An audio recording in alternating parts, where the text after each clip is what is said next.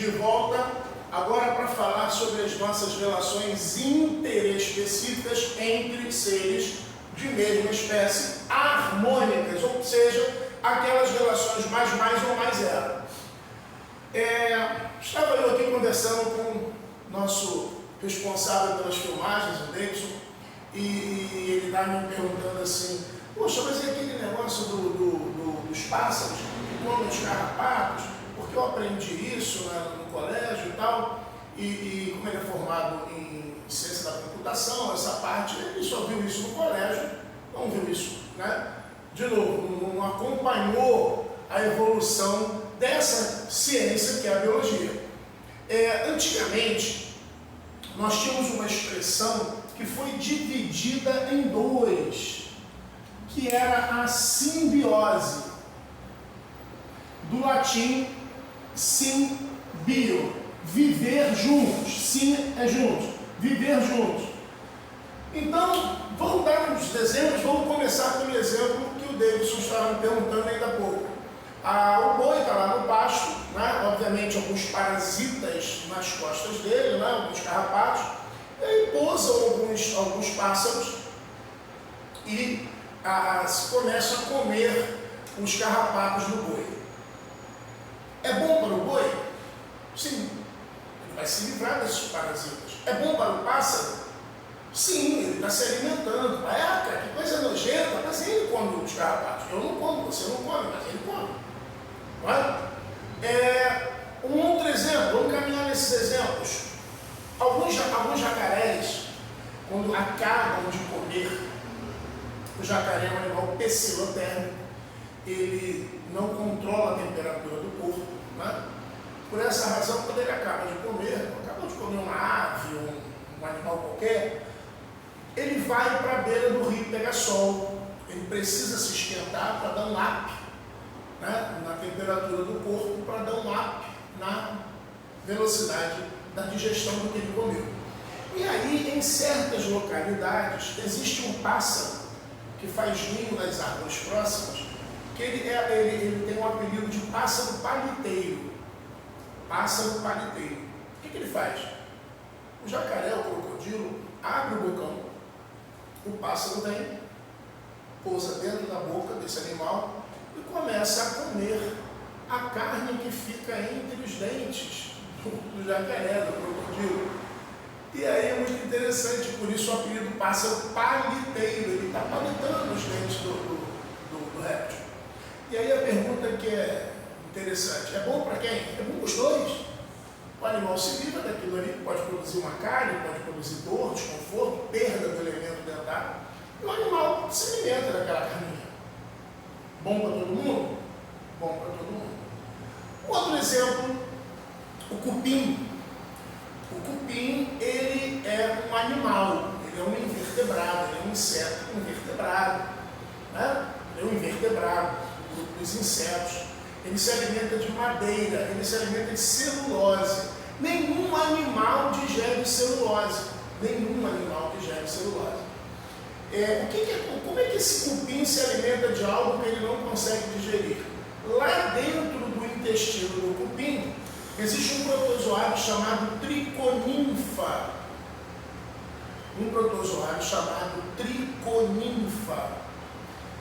Esse protozoário, ele vive permanentemente no intestino do cupim.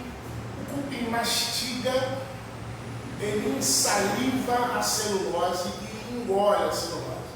Quando essa celulose passa pelo intestino, pelo estômago, pelo intestino do cupim, pasmem, o cupim tem estômago e intestino, esse protozoário faz uma digestão dessa celulose. Ele fica, obviamente, com uma parte e o cupim fica com outra parte do que foi digerido. Se não fosse esse protozoário, não existiam cupins comedores de madeira. Não existiriam cupins comedores de madeira, né? Tanto que quando os cupinzinhos nascem, eles ficam lá lambendo anos dos cupins mais velhos para poder adquirir os cistos desses protozoários, para poder ter esse protozoário. Bom, é bom para os dois? Claro que é bom para os dois. Óbvio que é bom para os dois. Nessa mesma batida, eu tenho, por exemplo, no intestino dos ruminantes, boi, vaca, cavalo, cabrito, eu tenho protozoários que fazem a mesma coisa com a celulose que é ingerida por esses animais. Eles estão lá, vivendo juntos, por isso era tudo simbiose, vivendo juntos, e fazendo a digestão dessa celulose. E aí o resultado dessa digestão, os monossacarídeos, são partidos, né, entre os dois organismos. Bom, então tudo isso é viver junto. Por que a biologia separou esse viver junto em dois grupos? Porque na verdade eu tenho, nesses 4 exemplos que eu dei a vocês, os dois primeiros, do pássaro paliteiro e do pássaro catador, lá do boi, lembra?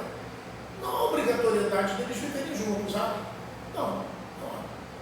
Inclusive, um pode existir numa região que não tem o outro.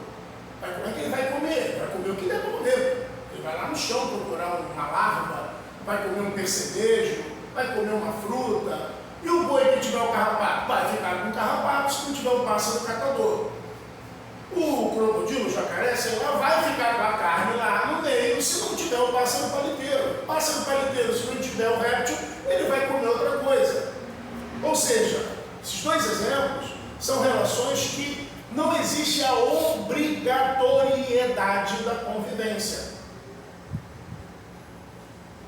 No caso do cupim, no caso dos ruminantes, existe a obrigatoriedade da convivência, sob pena, inclusive, do indivíduo perecer, dele morrer, deixar de existir. Então, nós separamos em protocooperação e mutualismo. O mutualismo, quando a relação for obrigatória. A protocooperação, quando a relação não for obrigatória. Então, nas duas relações, elas são do tipo mais. Entretanto, na protocooperação, os organismos não precisam conviver, ou seja, ela não é uma relação obrigatória, e no mutualismo essa relação ela é obrigatória. Perfeito? Obviamente que muitos autores também já mudaram esses dois nomes. Muitos autores usam mutualismo obrigatório, mutualismo não obrigatório, protocooperação obrigatória, protocooperação não obrigatória. Mas se você entendeu a essência do que é obrigatório, do que não é obrigatório, o restante está tudo bem.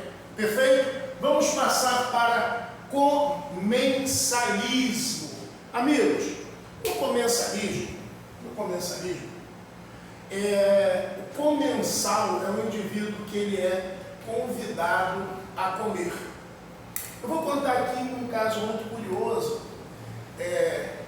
No passado, nós, quando observávamos os tubarões nadando, nós víamos sempre uns peixinhos ao lado dos tubarões, né?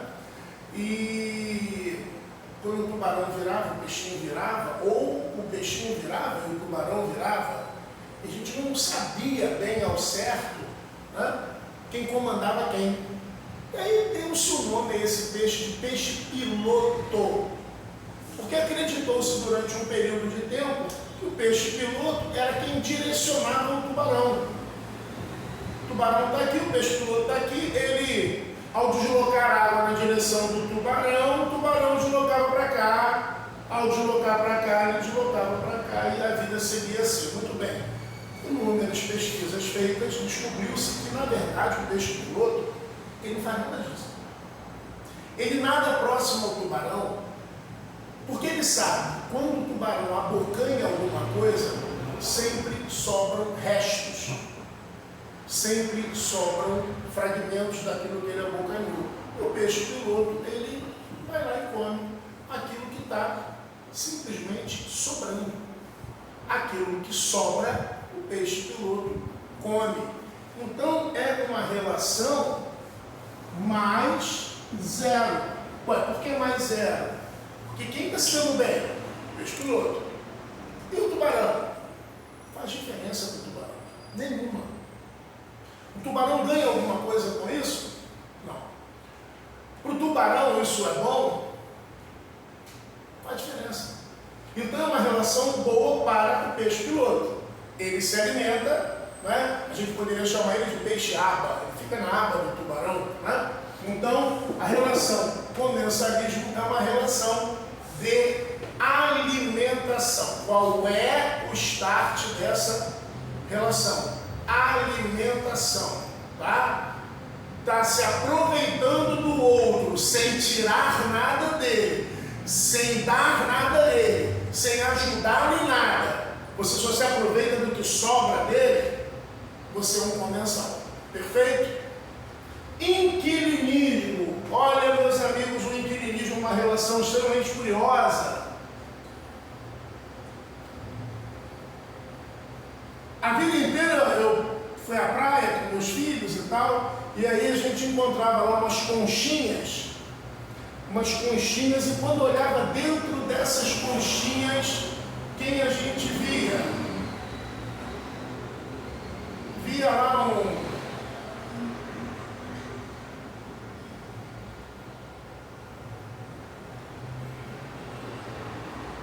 um caranguejinho saindo lá de dentro. E aí meus filhos dizem assim, papai, aqui, olha, o caranguejinho, ele tem uma concha engraçada e tal, não sei o quê. Bom, lógico que eu não dava essa explicação técnica, mas eu dizia que não era bem aquilo que ele estava vendo. Na verdade, eles são dois animais. Essa concha pertence a um molusco. Então, vamos sinalizar bem isso. Essa concha pertence a um molusco.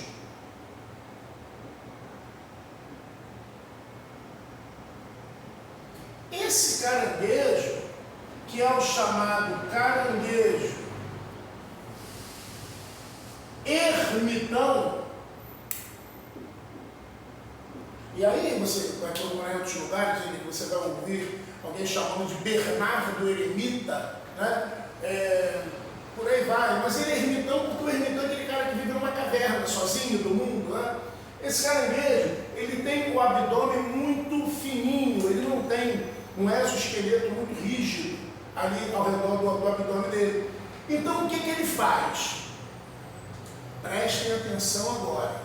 Ele entra numa concha de molusco que ele encontrou vazia. Ele encontrou a concha do molusco vazia. Perfeito? Ele não tirou o molusco, ele não matou o molusco. Ele encontrou ela vazia, se instala ali dentro e ali ele fica carregando essa conchinha para lá e para cá. Você vai vê-lo nas praias de todo lugar, do Brasil principalmente, você vai ver isso aí, né? É o caranguejo ermitão. O nome disso, inquilinismo. Ele não paga aluguel, ele não é um inquilino que paga aluguel, mas ele é um inquilino no sentido de estar morando numa, entre aspas, casa de outro animal. Então é uma relação, mas qual é o start dessa relação? Abrigo. É diferente do comensalismo, porque o start da relação é comida. Então aqui eu tenho comida, aqui eu tenho abrigo. Perfeito? Mas vamos dar uma incrementada nessa brincadeira. Alguns caranguejos, ainda temerosos da sua integridade física, eles conseguem pegar uma anêmona do mar, que é um quinidário, né, que é um selenterado, e eles fixam essa anêmona do mar no casco deles, né, na concha lá do molusco, desculpe, anêmona do mar.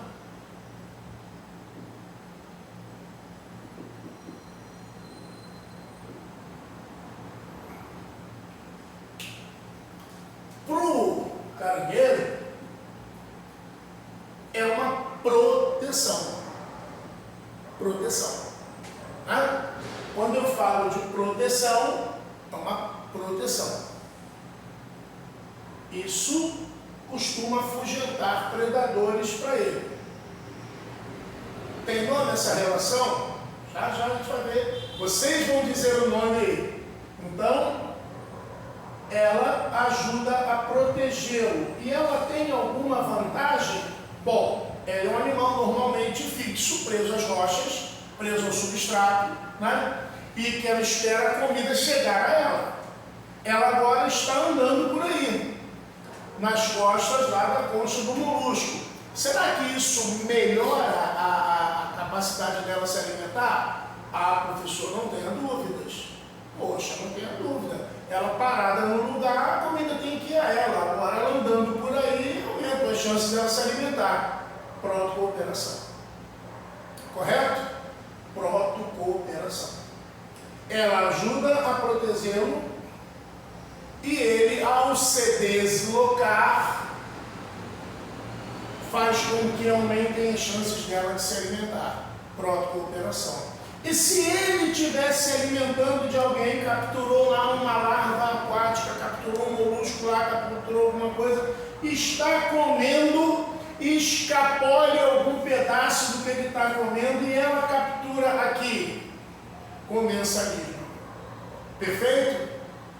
Então, no mesmo desenho, eu estou vendo inquilinismo, seu olhar pelo lado, pelo start do abrigo.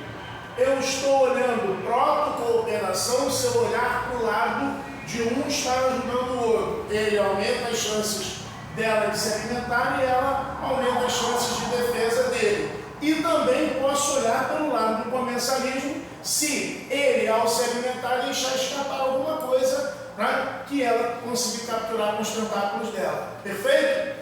Já já eu volto, porque tem mais coisas nesse desenho ainda. Tem mais coisas. Já já eu volto.